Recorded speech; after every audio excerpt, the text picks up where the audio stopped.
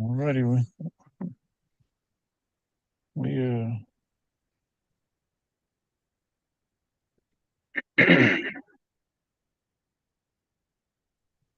welcome. What's up, my brother? We are back live here once again, Peace, man. peace.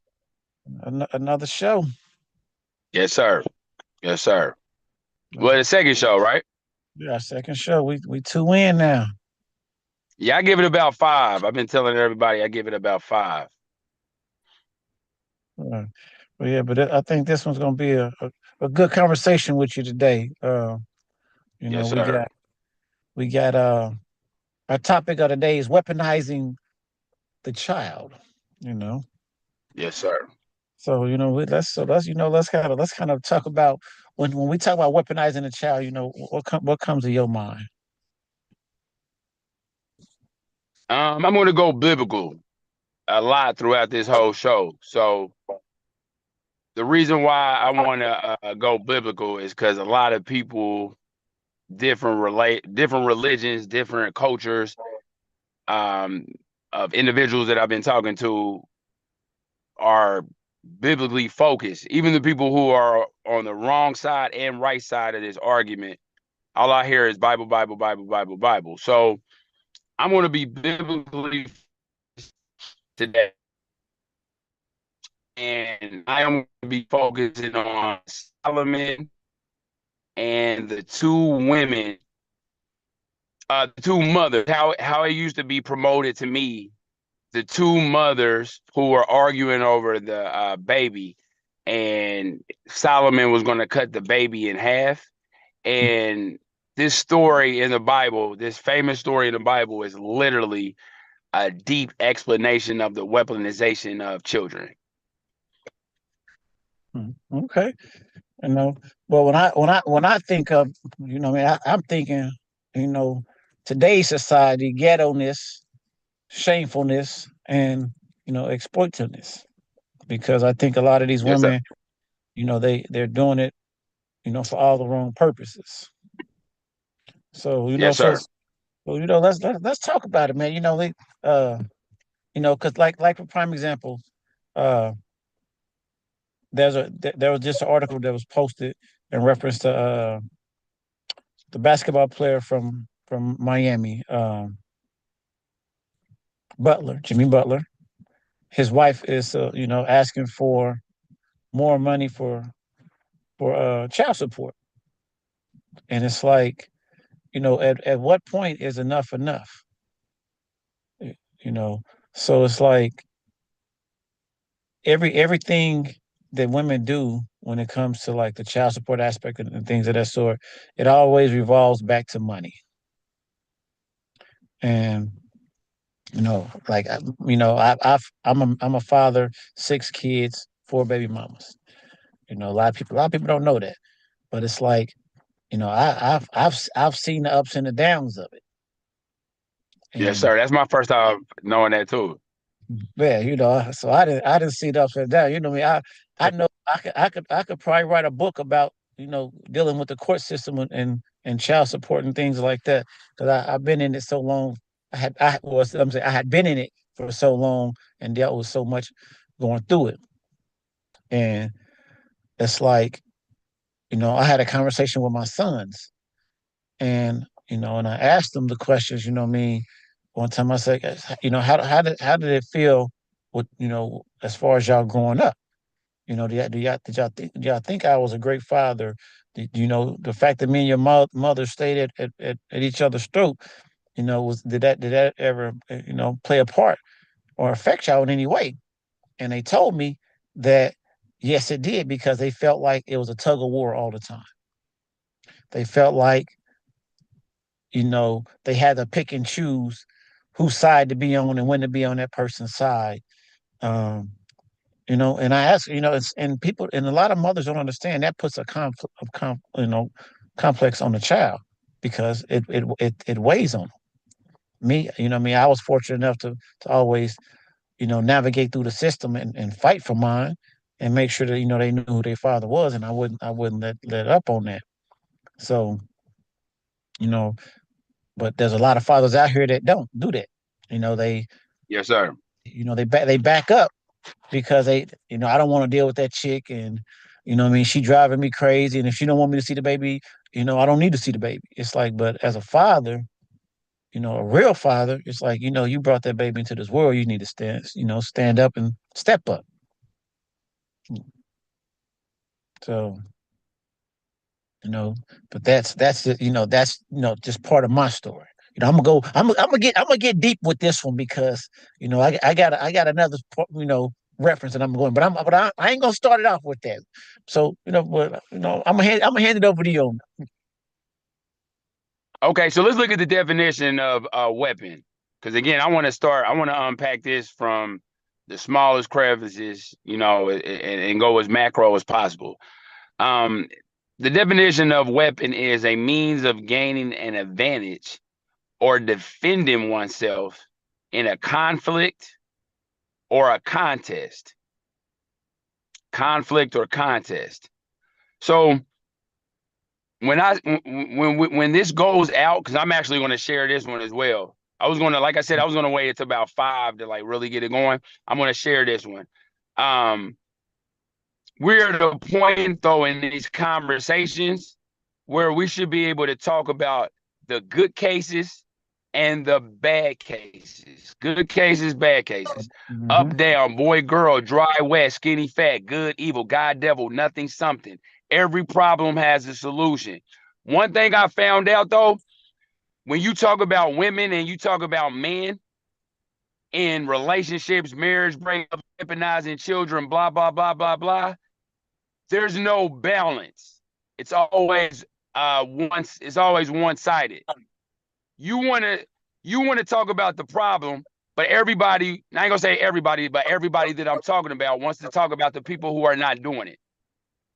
I'm talking about the people that are doing it, but it's people that are not doing it. And it's like, well, why are we talking about them? Because the people who are doing it, but the people who are not doing it are not doing it. So let's not talk about the people who are not doing it. But I found out that is a great way to deflect the conversation. Come on, man, let's get men together. Let's get men together. What about females? Do y'all say what about the males at y'all female events?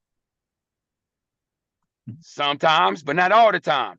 But when y'all do it, when we talking about men empowerment all the time, I got a problem with your balance.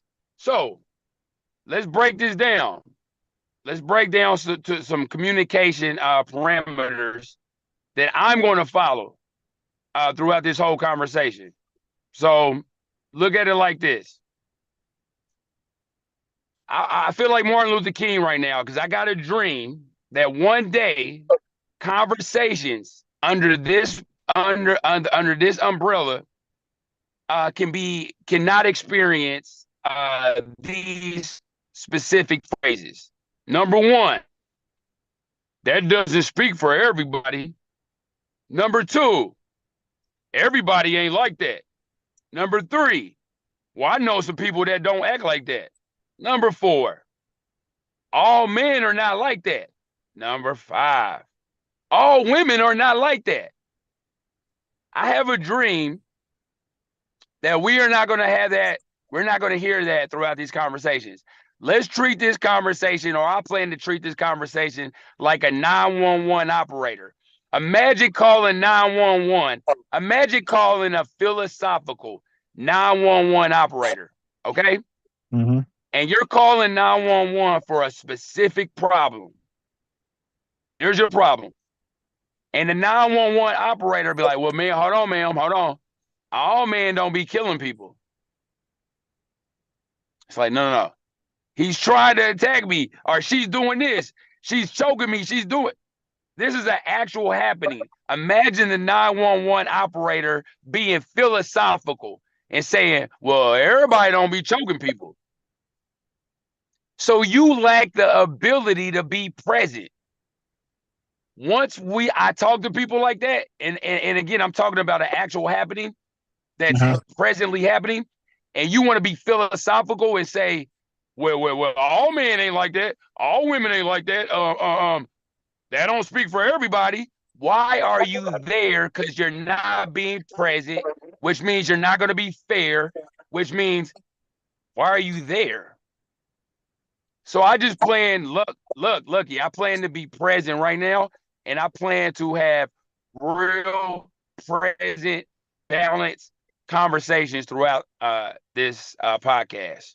And I'm gonna land my plane there. Okay. You know that you brought some light in there.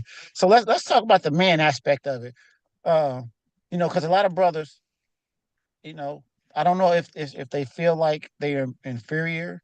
They don't have any say so, no power, uh, no knowledge of how to be in a child's life, uh, or they just don't care. It's that's a tough question to ask.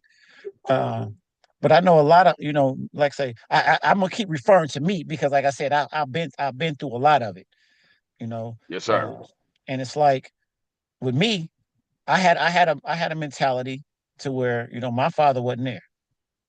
He wasn't in my life, so I in my mind I said I never wanted kids, but if I ever had kids, I was gonna be there by all means necessary. Yes, sir. And that's what I stood on that. You know, so it's like so when I see guys, always talking about that situation. Well, I mean, she don't want me there. I mean, she hold that baby away from me.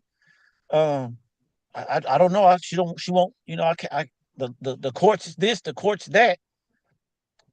To me, honestly, I say that's weak, and I'm gonna call it how it is. I think that's the weakest and lamest thing that you could say or do.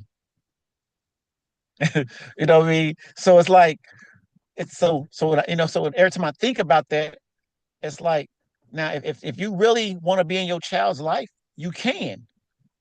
You can't sit back and let a woman dictate and control you being in your child's life because at the end of the day, as a man, as a father, you have rights.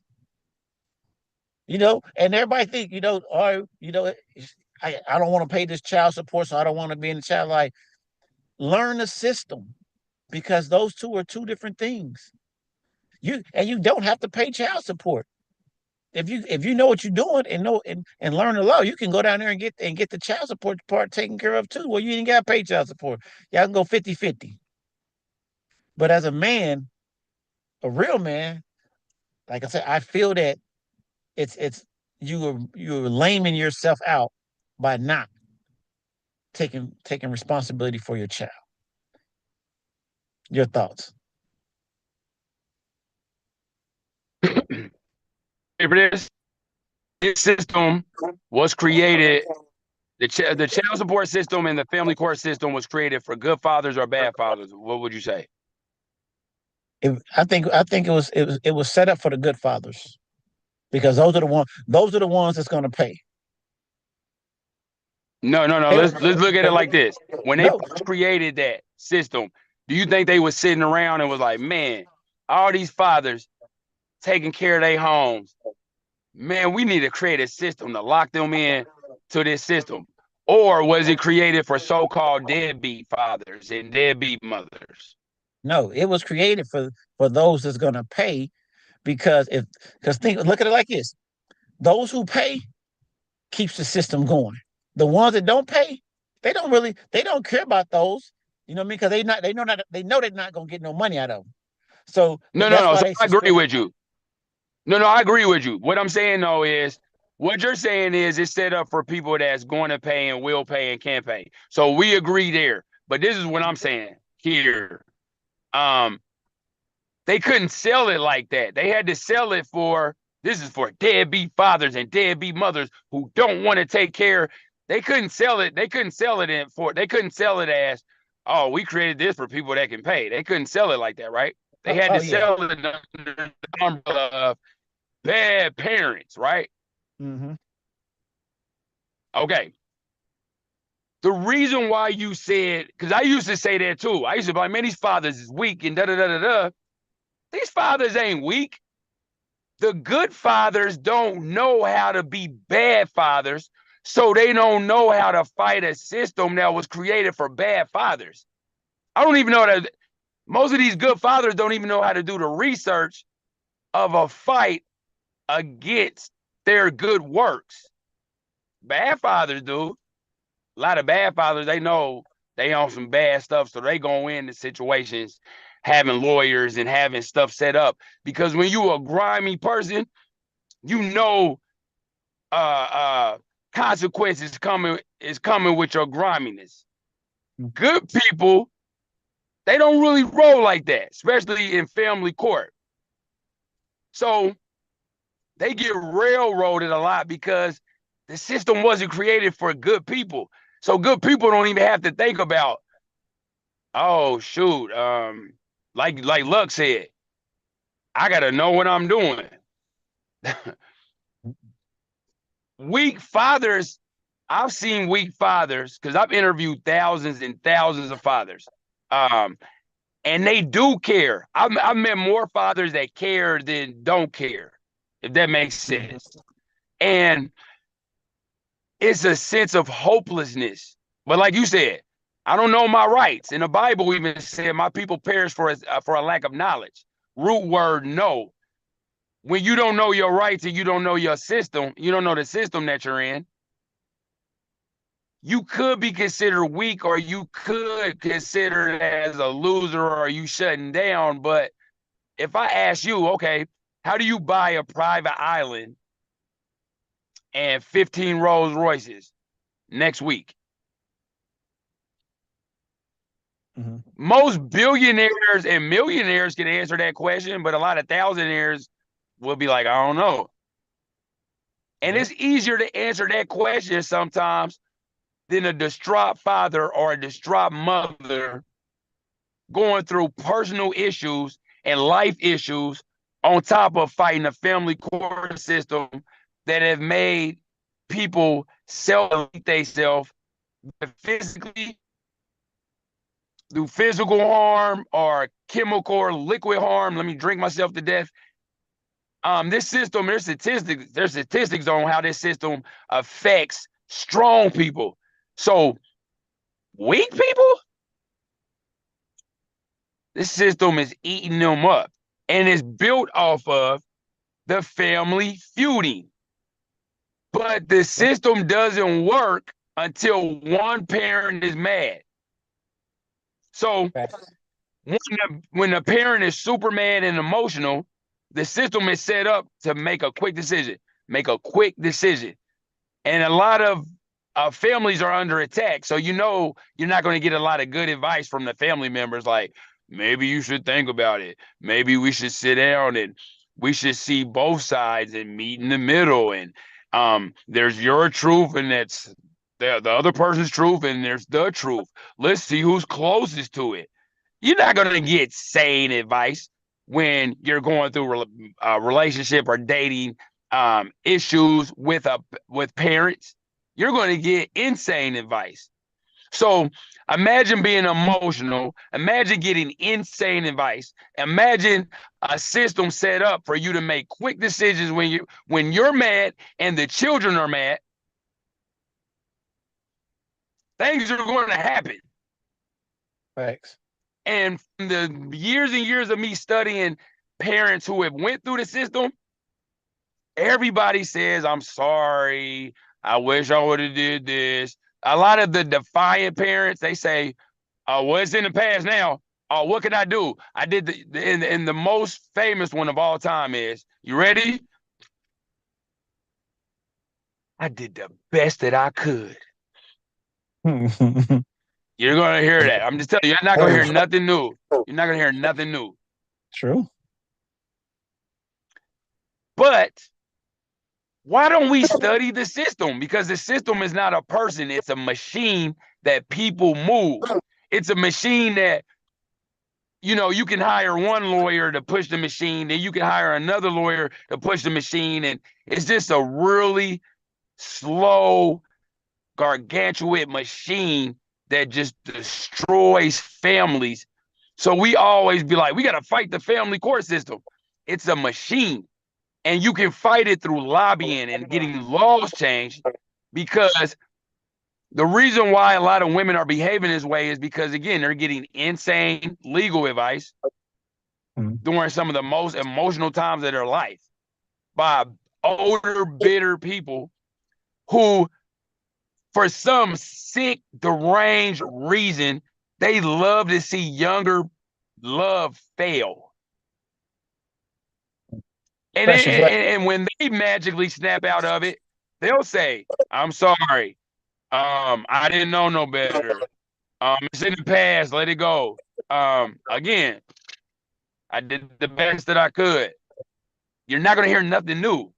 So you're gonna get older people destroying love, younger people making quick decisions in love. They gotta let time go by, and then you don't show accountability. You don't try to be vocal about it, so the younger community is learning from it. They're just repeating it. So there's like young Kevin Samuels out here now doing the same speaking speaking points, and let me interview you, and I want the smoke. Tell me what I did wrong. And I'm like, man, there ain't nothing new happening. It's all the same gumbo. mhm. So if it's all the same gumbo and we know the plan, why ain't we stopping it then? Good question. You know, and I think that's part of it. People just sitting on their hands. You know what? This is what it is. The system is set up for the parents to argue when the children are real young. You know why? Because if the just imagine parents acting how they're acting with when children were teenagers and in their 20s. The children are logical thinkers. They would side with the parent that's getting abused. So the system is set up to where, okay, we got to get them and messing up their families when the children are young, because the children don't know whose back to have. Mm. They got to actually work backwards to find out how mommy and daddy broke up. Yeah. So you see what I'm saying? You Yeah. don't get a lot of help during that time. And then again, when the children are young, they're vulnerable. So you're going to get insane advice from your friends and family that just want the safety. The again, I don't know if you ever read Adolf Hitler's book Mein Kampf, but the first time I read in the best interest of the children was in that book. But then when I found out the family court system, they tell strangers to tell you that I'm doing this for the best interest of the child. I'm doing this for the best interest of the child. I'm doing this for the best interest of your child. Hmm. And then you say, what is my child's favorite color? Well, I don't know. Um, how does my child like to go to bed at night? Like what, what makes her scared? What gives her courage? Well, I don't know none of these things. But I'm doing all these things for the best interest of your child. So these fathers and these mothers, and again, this happens on both sides. These parents are like, oh my God, I'm fighting all these people, and all I'm trying to do is be a parent and fight laziness and depression and aging and bad eating. And it's so many wars we fighting, and it's another war we're fighting. Yeah. Now that you put some good light on it when you put it in that aspect. Because you know it's like you said, that is their number one line for the best interest of the child, but you don't even know the child. You don't know nothing about you. And this is what I say too. A lot of people who say, especially in the black community, a lot of people who say in the best interest of your children, I say, well, how many black people do you hang out with? Mm, Well, deep. I don't. Well, I don't hang out with black people, because your children is going to grow up to be a black adult, and I don't hang out with a lot of black adults. But I'm doing this in the best interest of your black child, and I'm just like, okay, I'm going to help fathers lobby. Fathers need to get into, instead of talking about sports at barbershops and stuff like that, fathers need to set up lobbying groups. We got to get laws changed, and it's not going to happen on anybody's side but ours. Like the Exactly. cotton gin. When during slavery, I don't know why people thought black people, a black person invented the cotton gin. Why would white people be like, man, we need to pick cotton a certain way. I bet it was the people picking cotton that was like, man, I'm tired of picking cotton. Mm. We need to create a way to where we ain't got to do that. And when the cotton gin came, magically humans stopped picking cotton. Yeah. But I bet it was the people picking cotton that was cotton picking, tired of picking cotton, that created the cotton gin so they don't have to pick cotton no more. Mm. So I always tell fathers, if y'all tired of picking cotton, let's create these cotton gins and let the machines do the work. And what I mean by that is we got to tap into God and start following God. And when you start following God the right way, you don't really have time to focus on anybody else judging you and why women acting like this and why women doing this. You literally got to stop fighting the family courts. You got to stop fighting women. I'm not saying you specifically, luckily, but Yeah, just no, man in no, no, general. no. Yeah. You see what I'm saying? You got to stop fighting, follow God, and it feels like you leaving your children. It feels like you leaving your children. What do you mean follow God and my children over there? It's a trap, brother. Don't go that way. That's a trap for you to follow them and go down that system, and it's gonna set you up. Follow God. All right. I'm gonna follow God, but I feel like I'm leaving my children. Just follow God, and it's funny because you feel like you walking away from your children. You feel like you walking away from all those problems. You're literally walking in the purpose and the reason why you were the first sperm cell that made it to your mom's egg and everybody else died in your mother, except you, unless you're a twin. You tap into that purpose and you become a stronger magnet. And guess what? Everybody that was taking jabs at you fathers, they magically turn their head around. All it is the magnetism of your magnet, of your vibration, that's making them turn their head, and they really want to start following you, but they don't want to follow you. They want to follow you following God. They want to follow the energy that comes off of you from following God, because energy is never destroyed, it's transferred. So you follow a loser, you're going to vibrate like a loser. You follow a genius, you're going to vibrate more intelligent. You follow somebody eating Twinkies all day and sitting on the couch all day, you're going to vibrate to that. So following God, what you think that's gonna do to your energy? Oh yeah. And some people say, well, how you follow God? You follow God's words and commandments. Start there and watch what happens. I'm not a Christian. Follow Allah. I ain't Muslim. Follow Buddha. Just follow, since we all kind of saying the same thing, just be the best, whatever you are. And that'll really move you into the truth. Because if you really study religious people, they always bouncing the truth, the truth, the truth. So maybe if you do it right, you'll bounce to the right truth. Yeah, true that. So True let's that. True that. true that. Yeah, true that. You know what I mean? So let's talk a little bit about the child that's in the middle of this situation.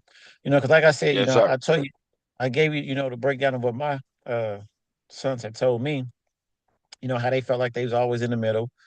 Uh they had to pick and choose a side, things of that sort.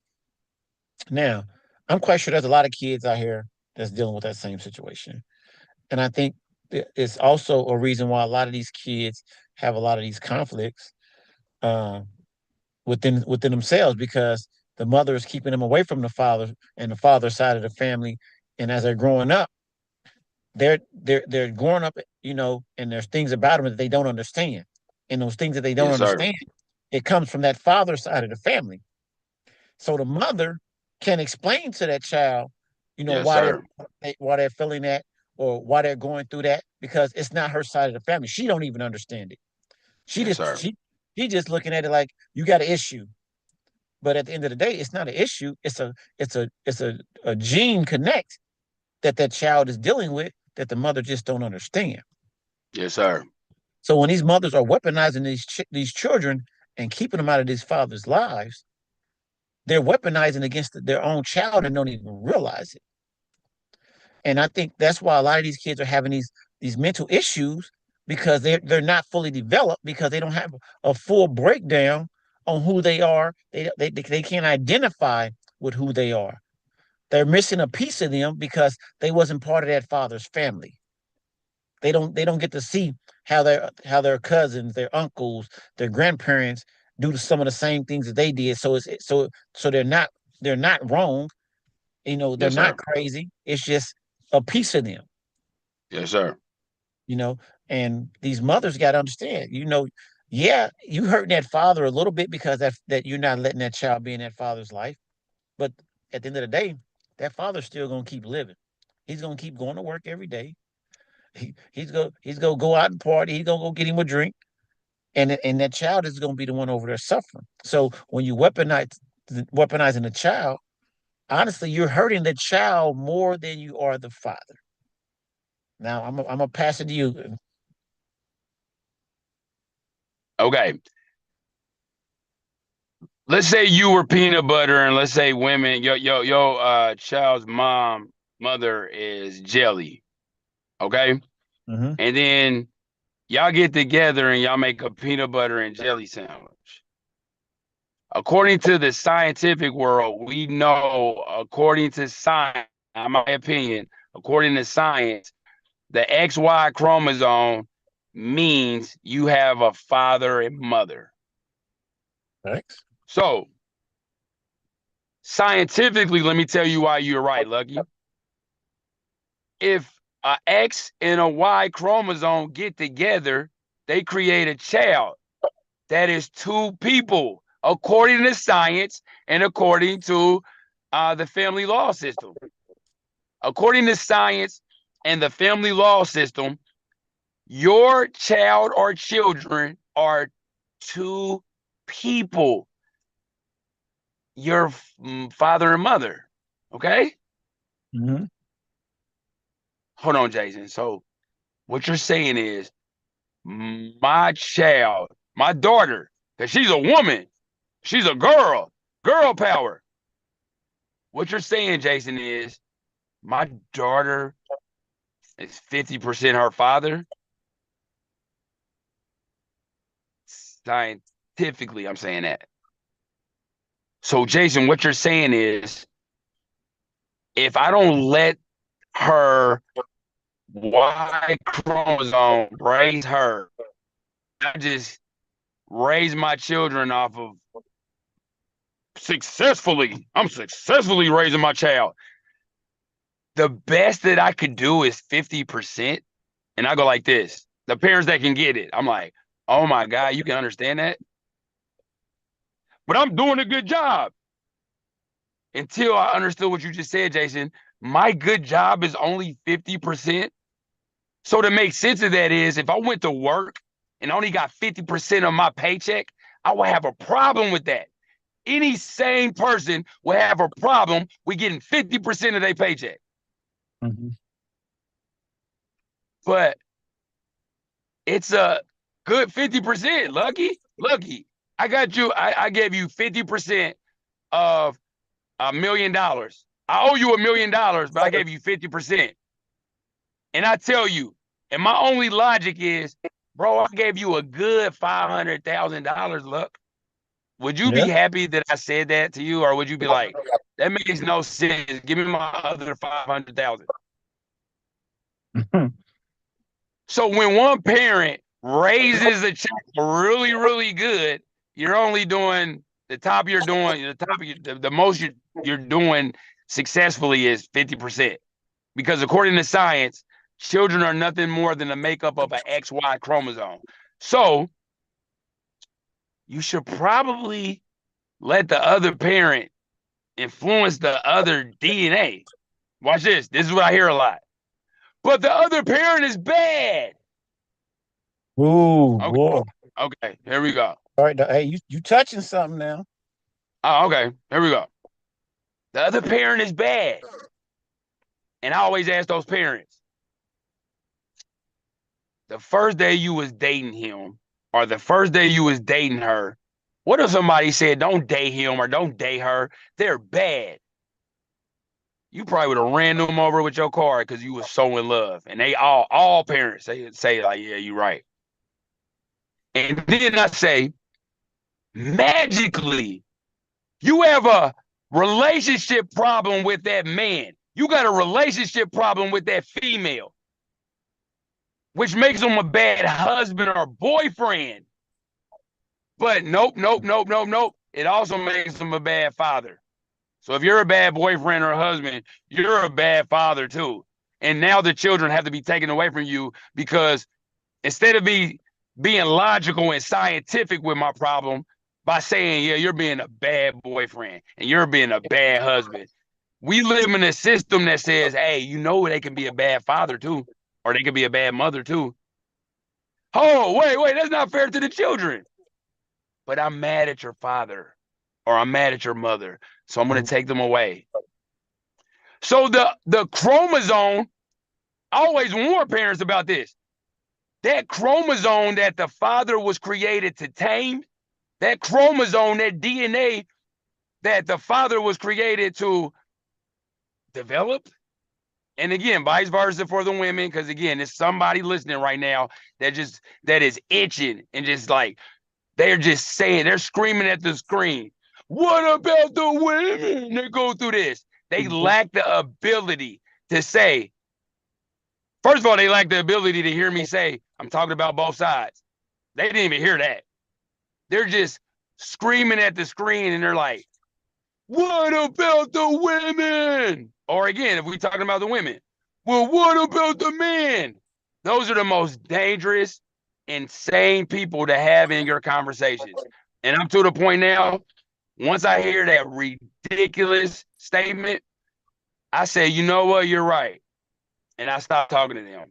I usually say, I usually used to be sarcastic and say, when people say, well, what about the women? And I'm like, the fact that you want to empower women at a man's event means you should get up and see, go create a women's event to empower women.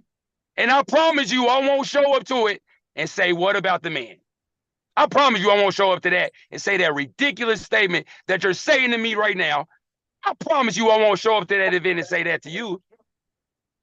I'll be happy for your event. But why are you raising your hand and saying, what about the women? You you weapon of mass deflection. Facts. I forgot where I was at, but I'm letting the Lord speak to me during this topic because this is a topic that too many men talk about, but they don't say it on camera or when the camera goes off. They're the Malcolm X, but when the camera's on, they're a used car salesman and they talking real timid. And I don't want to talk timid about this topic. This is an old topic that needs to be addressed publicly finally, and hopefully this sparks somebody that's going to talk about it louder and farther. If that makes Yeah. sense. Oh yeah, definitely. Because I've had this conversation with a lot of brothers as well. And like you, they it's like they scared to voice their opinion. It's they don't Yes, sir. they scared to even voice their opinion to their child's mother. It's Yes, sir. like how can you stand for something, and especially your child, if you're scared to even do it? It's like, and then at the end of the day, like I said, the child is the one that you need to be standing up for, because that child, as a child, that child don't have a voice. And like you said, when they're younger, they're easily more, intimidated, Yes, sir.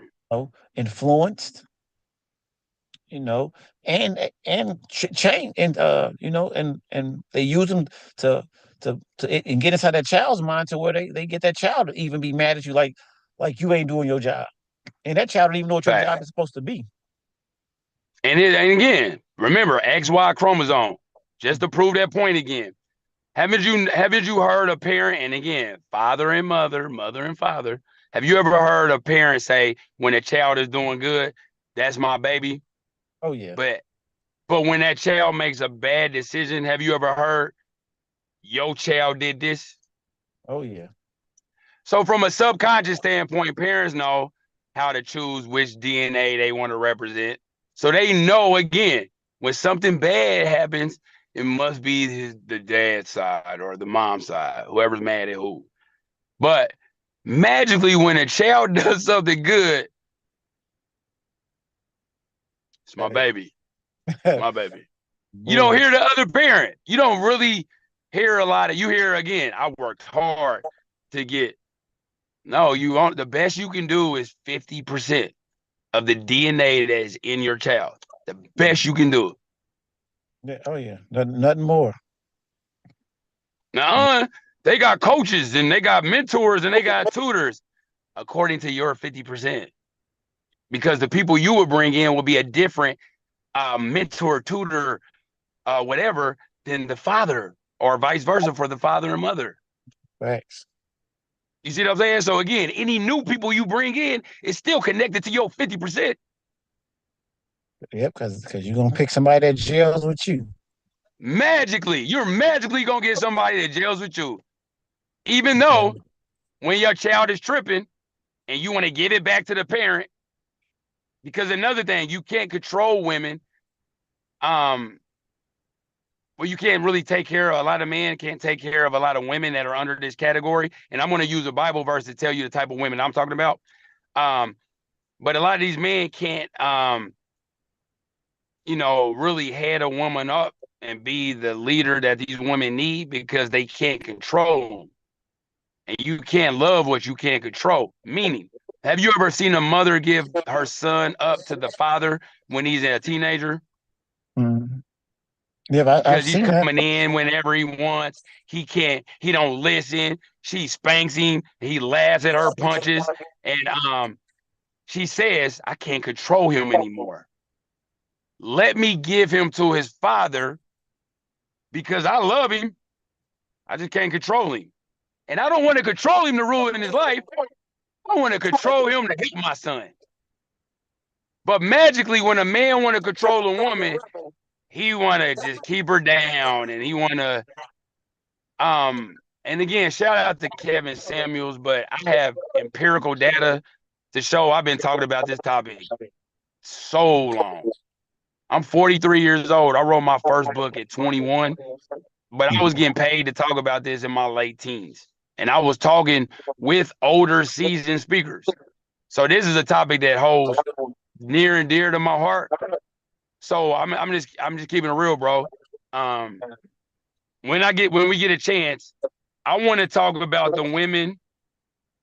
um, the women that I'm talking about. Because again, I wanted to crack the code and stop this.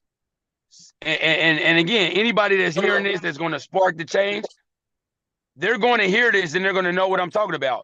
But the women that I'm talking about right now is in First Kings 3:16 through 28. I'm going to say this again. If y'all want to understand the women that I'm talking about, First Kings 3:16 through 28. And verse 16 tells the whole story. So a lot of people are scared of reading. You don't even have to read that much. Let me count how many words it is. 1, 2, 3, 4, 5, 6, 7, 8, 9, 10, 11, 12, 13, 14, 15. So around 14, 15 words for the people Oh, that don't like to read. they can Read do these that. 4 or 15 words. Yeah, they can get that. They may stop at 8, but they'll get half of it. Look, most people, again, most people who I talk to about this story, they believe in the Bible. They believe in a lot of these pastors.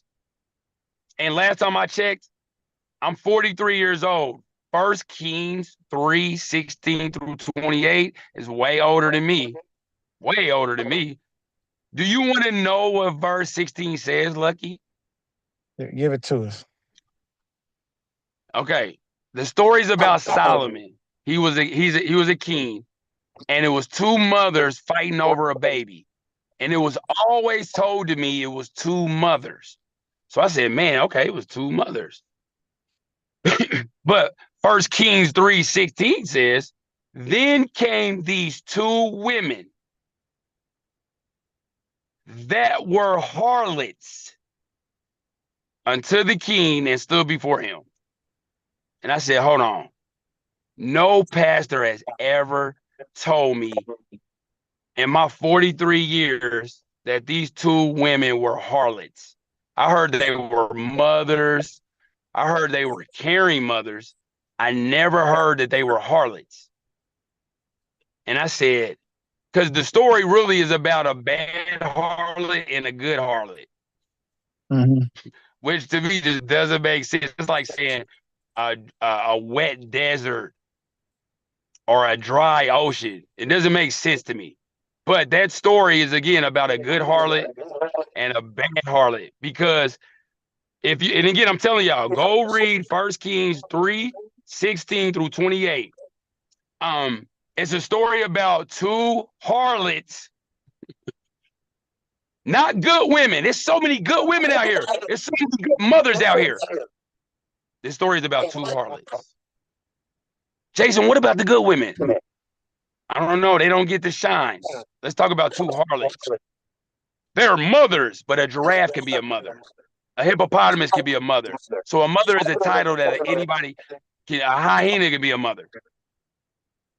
So miss me with that mother stuff. Because again, it said two women that were harlots.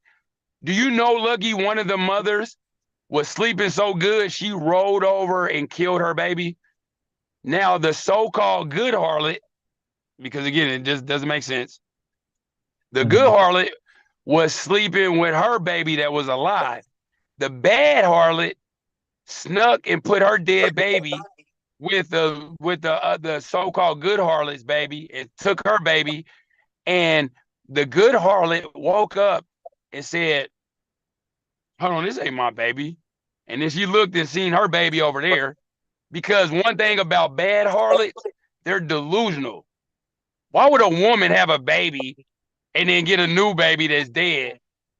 Look at it and then you can see their baby on the other side of the room and be like, come on, that's my baby. But delusional harlots are so delusional, they'll do stuff like that. So, according to this Bible verse, they went and argued their case to the king. And King Solomon said, what's the problem? And then the baby, the so-called good harlot said, she took my baby. And then the bad harlot was like, no, her dead baby, that's her baby. So Solomon was like, man, here, give me the baby. Give me a sword. I'm gonna cut the baby in half. And again, I'm giving you the quick version. I'm gonna cut the baby in half, and I'm just gonna give you each a baby, a piece of the baby. And as a child, I used to be like, what's the best part of that? I'm like, nah, that's not good. You don't really want half of the baby. I wouldn't even want the half. I would be like, nah, save the baby's life. So that's what the mother did. The mother was like, nah, nah, nah, nah. Just let her have the baby because I don't want my baby cut in half. I just rather not have my baby and it be alive than it be dead and I have half of my baby. But the other harlot mother was like, nah, nah, nah, cut the baby in half. So Solomon was like, okay, I clearly know you're not the mother. So that's the mother. And everybody was clapping and happy and according to that Bible verse that y'all read, I'm telling you, y'all read that. That story actually blew Solomon up. And it was a story about two harlot mothers. Mm-hmm. Facts. And I said to myself, what if we're focusing on the wrong mothers? And what if the wrong mothers have a lot of the power? And are these bad mothers, are these good mothers scared of these bad mothers? Whoa. Even though, no, watch this though. White women have been speaking up. Not only have black women been jumping ship, white women been jumping ship of this gender war, this fake gender war. So I've been studying a lot of what white women are saying as far as the gender war tactics, because let's just keep it real. White women are kind of the god of America. I didn't say the god of the world or the god of, but let's even look at during the slave times, during the plantations. White women ran a lot of that. No, Yeah. it was a white man. It was no white women was running all that. Oh yeah. So And when white women start jumping ship, that ship is going down, bro. White women are kind of like they being vocal about the war against men and women and how mothers are incentivized to do this and do this. And I'm like, I'm not saying nothing. I'm just watching and taking notes. And I'm seeing changes happen. So that's why you see a lot of bold men and women talking about this topic now. I was talking about this topic when it wasn't cool to talk about this. That's why I'm so passionate about it now, because you a cool brother, and I feel like the right people gonna hear this particular podcast. Yeah, so let's you already kind of touched it in reference to what us as black men need to do to take our power Uh, back and get in our kids' lives and things like that. So you know what I mean. Like I said I was gonna go a little bit in depth on on my situations, and we're gonna dissect this, you know, because this is something that happens in a lot of situations. You know, my situation in particular. I have a 17-year-old daughter, yes, sir. and the last time I seen her, she was 11 years old. Time before that, she was 3 years old when her mama took off with her. Now, me trying to do it the political way, deal with the system and all of that, I spent thousands of dollars Yes, sir. trying to get my just due. On top Can of I the ask you fact something real quick? I just want to make sure I'm hearing you right. You're saying a lot of strangers got paid off of you and your daughter's mother fighting. Is that what you're saying? that's exactly what I'm saying. Yes, sir. Okay. Exactly what I'm saying. You know, Okay. and you know, uh, she ended up moving out of the state. So now it's like they like, well, we can't force her to come back. But their law states that she wasn't supposed to take that child past state lines without my approval. But you won't, as a system, won't go get my child. Now, go even further. Like I said, she was 3 when she took off with her. I had to hire a private investigator just to find her. To you hear what I'm saying? Just to find her, I'm listening. because I'm listening. she went off the grid, completely off the grid. Started dating up, and come to find out she was dating an older. She met an older guy, had some money, so she didn't have to work. So when you don't work, you're not in the system nowhere. He's buying everything, so completely off the grid. So my child was 11 years old when I finally seen her again. Now, when I see my child and we have a conversation, she's angry at me. She tells me that I didn't want her. All I cared about was the money that I was paying in child support. I tried to send her mama to jail, you know, and it's like everything that her mama instilled in her, she reflected that towards me and still does to this day. And at the end of the day, it's like I have 5 other children that would dispute everything that my other daughter is saying about me because they know who their father is. And if she took the time, she would know who her father was.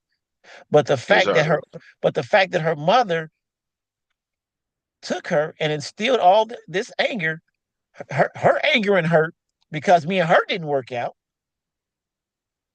You put that into your child. Now I'm gonna break it down in this aspect. It's like now my child has 5 brothers and she had 5 other siblings that she don't even know. So say my child gets sick and she needs a donor. She don't even know that she can reach out to her other siblings. She doesn't know what it's like to have her real father in her life because her mother was so hurt because we couldn't be together that you wanted to run with her and spill all this negative energy into her. So now as she grows Yes, up sir. and get older and older, she's gonna have this same mentality that a lot of these other women have that and when they look at other men because of the hostility that her mother installed in her from her pain and her hurt because of something that she couldn't have. And if I'm lying about this, because I know people go, oh, you can't say that about her because it's slander and all that. If I'm lying, anybody that knows her, tell her to she's welcome to come to this platform and defend herself. I will open up the platform, let her defend herself. But I got all the receipts. every last child support payment that was paid, and private investigators, the whole nine. Every attorney. Matter of fact, I had my one attorney tell me he thanked me because I paid him so much money that it helped put his child through college. Oh my God.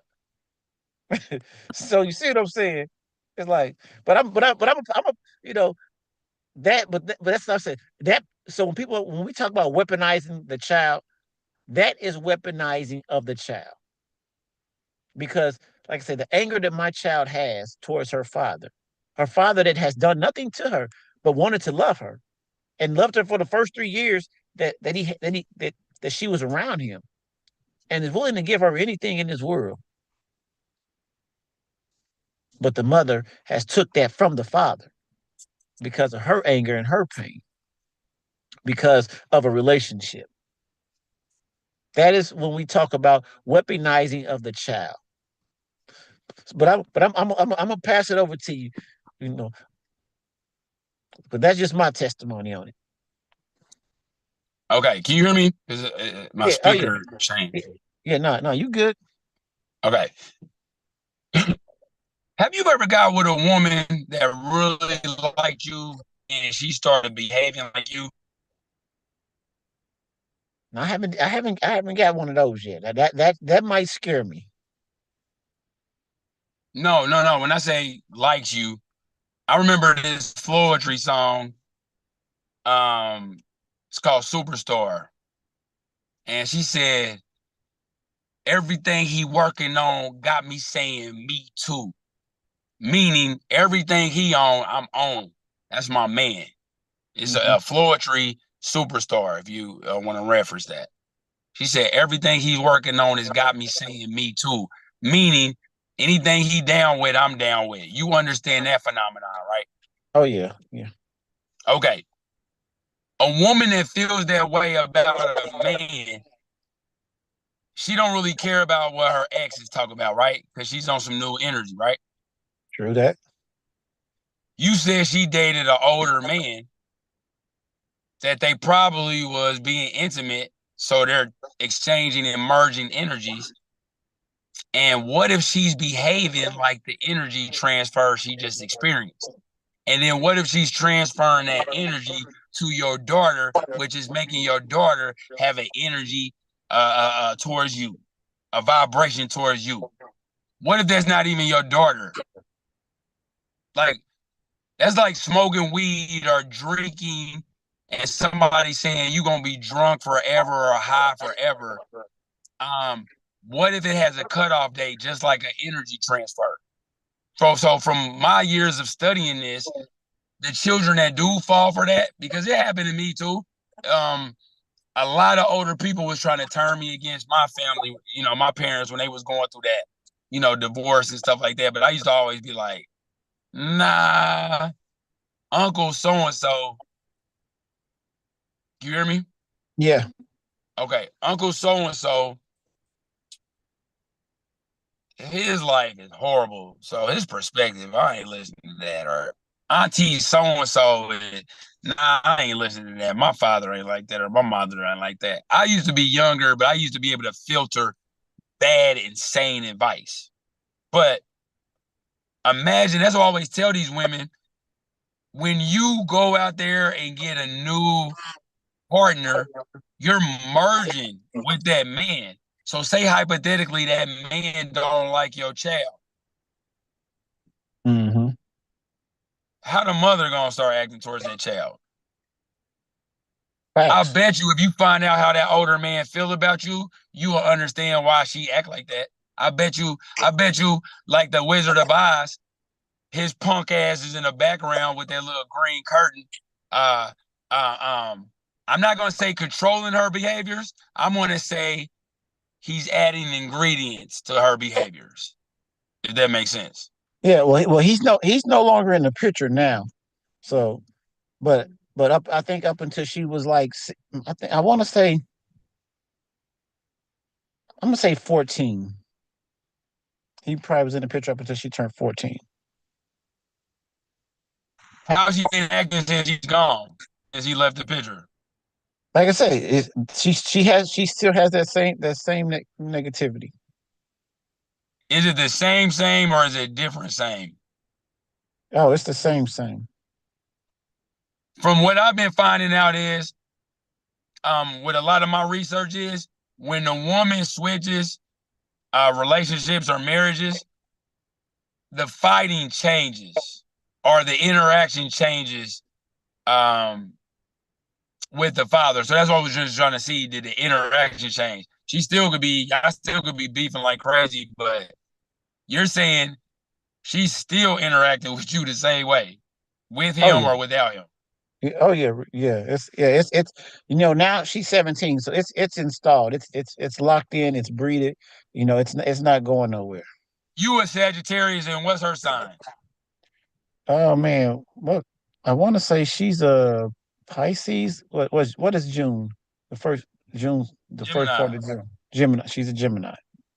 Jesus Christ. What you're going to experience what you're going to experience is two people. You experience, and I bet you probably already experienced that. When you experiencing good times with your daughter, or the Gemini your daughter or your ex? No, the Gemini is my daughter. My ex, she's a Capricorn. No, no, my bad. I'm sorry. My ex, she's a Sagittarius too. I forget. Jesus Christ. The Yeah. bad news about that is she probably will be doing petty stuff forever. Because Sagittarius, men and women are like that. I'm sorry to tell you that, bro. You might experience that for a lot. Only time that's going to change is if she finds a more dominant person that she looks up to. And she's only gonna change because she ain't got time to be being petty with you. And she's single, so she's single. But you said she was with somebody and she act like that. So no, I don't know. But I always believe that Sagittarius. I hate to say that Sagittarius, y'all are some different people when it comes to pettiness. We y'all want to. Oh, yeah, yeah, Y'all that can keep next that level. going for a long time. Yeah, that next level. Yep. All I say is don't do it with cancers, because cancers are ready for that smoke. I always warn Sagittarius. Just imagine being like, man, I'm about to start a beef with 50 Cent. It's like, okay, you go get a match. He gonna match you. That cancer gonna match you. But no, that's what it is. I'm sorry to say that. Yeah, she's a Sagittarius, and your daughter's a Gemini. Yeah. So your daughter is going to flip on her, and you and her gonna have the greatest times. And then when she flips on you, your daughter and her gonna have the greatest times. And shout out to all my Gemini friends. I don't care nothing about y'all, that face y'all making. Gemini is always a good Tupac and a bad Tupac. Uh, So this is what I say to you though, look, fathers of Gemini daughters, y'all just gotta master their triggers. Y'all got to just trigger the Gemini that y'all get the best interactions with. And again, shout out to all the people that be like, I'm a child of God. I don't believe in zodiacs. Well, I'm a hip hop and R&B fan, and I don't believe in country music. That don't mean it doesn't exist. Facts. You know what I mean? You could believe in a nigga. If somebody came in and to a bank and was like, I'm about to kill all the niggas in here, everybody black in there would say, oh my God, I fear for my safety. You're not gonna say, hold on, bank robber, I don't believe in niggas. So you ain't talking about me. You just logically can have the contextual abilities to say, oh my God, I don't believe in niggas, but I know other people believe in niggas, so he probably gonna shoot me because I'm black and I'm considered a nigga to them. You see what I'm saying? But these Oh same yeah. people just can't believe in a Sagittarius. I just can't believe in a Gemini. I Yeah. believe in all of this stuff, just like I believe a child who's scared to go in their room because the boogeyman's in the closet. I don't believe in that boogeyman, but I believe that they believe in it. So it's real, even if it's not real. Okay. Well, like I said, this weaponizing of the child, this is a deep conversation. Uh, I think a lot of brothers, like you said earlier, we need to find out. a come between and start unifying to educate each other on how to deal with the situation, how to get in our Yes, children's sir. lives. You know, um, it's definitely needed. Yeah. You know what the answer is, right? Men have to, fathers, I'll say fathers first, not men, because I'm going to say it again. Do you wake up in the morning and want to fight wild animals? Probably not. But if your child was around that wild animal, you as a father, you would destroy with extreme confidence. Even if that Mm-hmm. wild animal destroyed you, you will go in it with that confidence of, I'm about to kill you.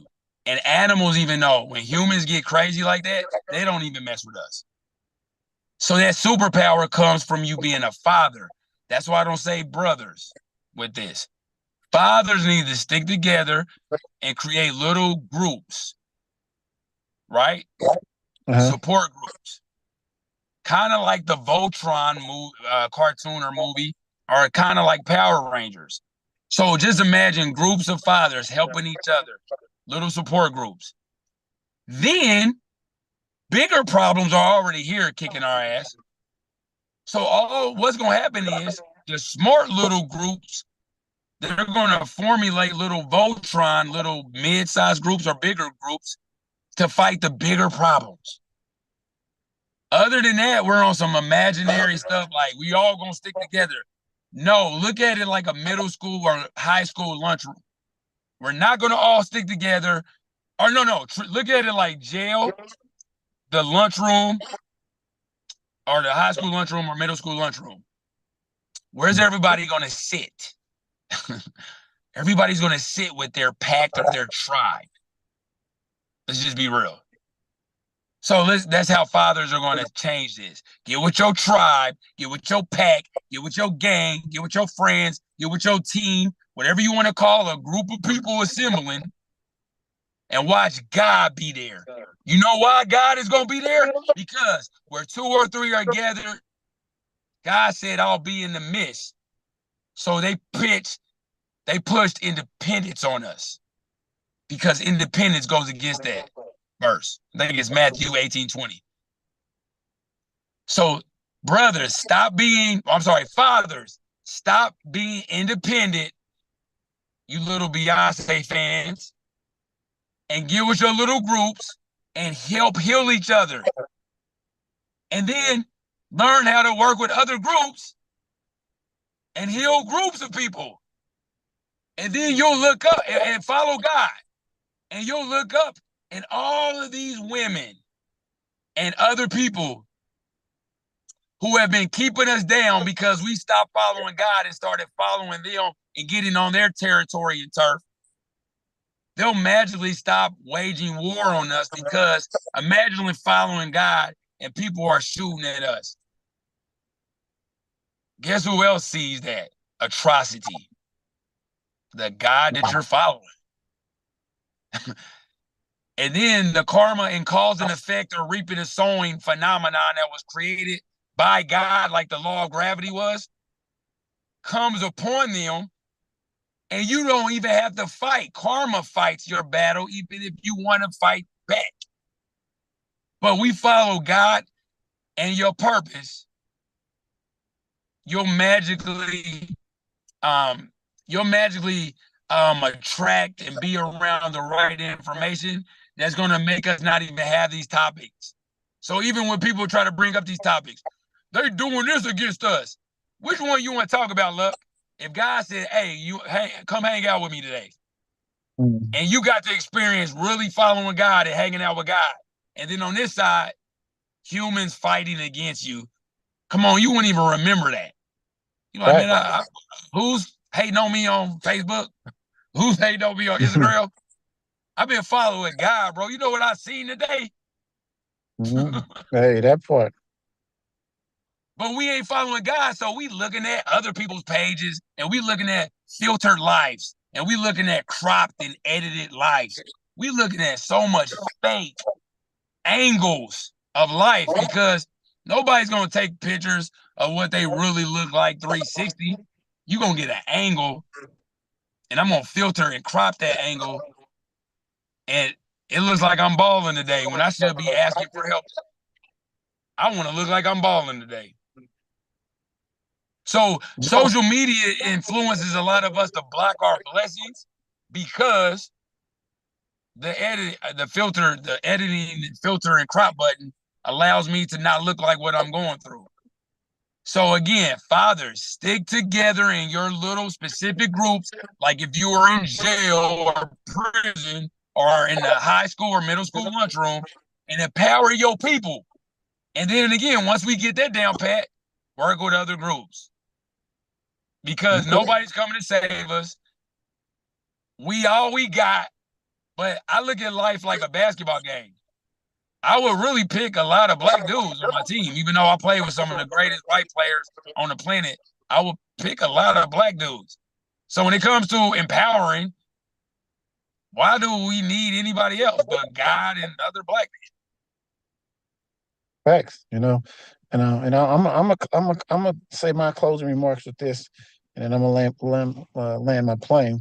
Yes, sir. We as black men, we had to put our crowns back on and put them on straight. Yes, sir. We can't wear them tilted or none of that. We have to be the kings that we are. We got to stand proud for who we are. If you have a child out here, I don't know what you're going through with the mother or and all of that, but if you have a child out here, you need to get in that child's life. These kids out here crying for help, and the help that they're crying for is because a lot of them are missing a parent, yes, and they're trying to figure themselves out. So it's us as a black man, for us to get to take that step and get in these kids' lives. Don't worry about warring with that mother. Don't worry about warring with the courts. Do what you can do, and the one thing that you can do is get at your child. And I'm gonna leave it at that. You got some closing remarks for us? Yes, sir. I'm just gonna go off the energy. The thing that I could tell you, and I'm gonna ask you this, Luck, and you let me know what you think. I want to see how prophetic you are. You hear me? Yeah. Okay, let me see how prophetic you are. I want to see if you can see in the future. Lion, duck, bear. Lion, duck, bear. Lion, duck. What do you think I'm about to say next? Bear. Are you prophetic, or did you just understand the pattern that I was saying? Just understood that pattern. If we study the history of black parents raising children, you will see a pattern of ridiculous movements and mindsets.